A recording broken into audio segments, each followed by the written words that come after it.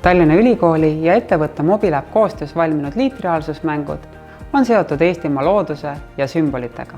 Liitreaalsuse abil saame paigutada meie õppeklassidesse ning kodudesse põnevat ja tõetruud 3D objekti.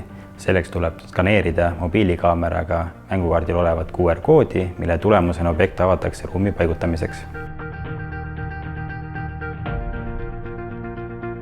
Liitreaalsuse pakutavaid võimalusi kasutatakse õppetegevustes lasteaias ja algklassides praegu suhteliselt vähe.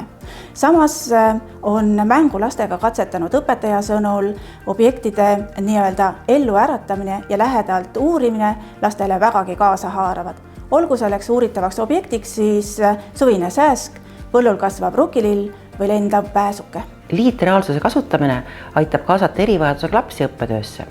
Objektide suurendamisel saab nägemishäirega laps loendada sääse jalgu ja imetleda rukkilille õisikut. Liikumisraskusega lapsele saab näidata Pika Hermanni torni. Kokkuvõtteks võib öelda, et teadlaste ja ettevõtjate koostöös valminud liitreaalsusmäng aitab muuta huvitavamaks õppetegevuse, toetab laste õppimist ja tõstab ka õpetajate digipädevust.